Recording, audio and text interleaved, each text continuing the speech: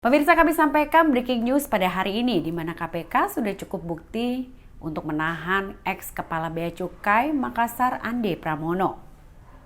Komisi Pemberantasan Korupsi atau KPK akhirnya menahan mantan Kepala Bea Cukai Makassar Andi Pramono sebagai tersangka kasus dugaan gratifikasi dan pencucian uang atau TPPU. Wakil Ketua KPK Alexander Marwoto mengatakan Andi Pramono diyakini melakukan dugaan tindak pidana korupsi berupa menerima gratifikasi dan TPPU terkait pengurusan barang ekspor-impor pada kantor pelayanan Bea Cukai Makassar. Lebih lanjut, Marwoto juga menerangkan nilai gratifikasi ex-Kepala Bea Cukai Makassar Andi Pramono sebesar 28 miliar rupiah. Yang bersangkutan telah menggunakan uang itu untuk membeli rumah, polis asuransi, hingga berlian seharga ratusan juta rupiah. Sebelumnya KPK sempat mencekal Andi Pramono bepergian ke luar negeri untuk memudahkan pemeriksaan di KPK. Kemudian pada pertengahan Mei lalu, tim penyidik menemukan dan juga mengamankan bukti dari geledah rumah Andi di Gunung Putri. Di antaranya adalah berbagai dokumen dan juga alat elektronik. Alex juga mengatakan, untuk kebutuhan proses penyidikan, tim penyidik menahan Andi Pramono selama 20 hari terhitung tanggal 7 Juli hingga 26 Juli 2023 di rutan KPK pada Gedung Merah Putih. Kemudian menurut Alex, uang hasil korupsi itu diduga dibelanjakan Andi Pramono untuk keperluannya beserta dengan keluarganya.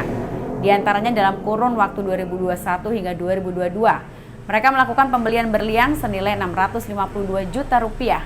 Pembelian polis asuransi senilai 1 miliar rupiah. Dan atas perbuatannya tersebut, Andi Pramono disangkakan melanggar pasal 12B Undang-Undang tentang Pemberantasan Tindak Pidana Korupsi.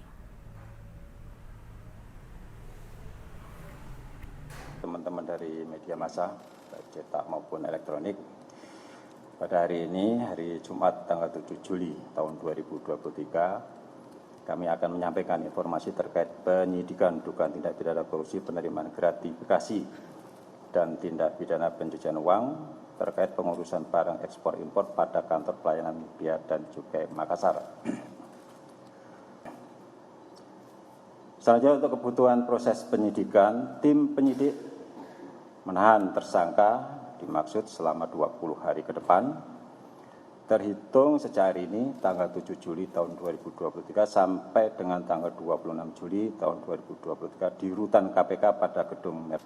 Terhitung sejak tanggal 22 Januari tahun 2010, Saudara AP resmi diangkat sebagai penyidik pegawai negeri sipil pada Kementerian Keuangan dengan jabatan terakhir saat ini sebagai Kepala Kantor Pengawasan dan Pelayanan Bea dan Cukai Makassar.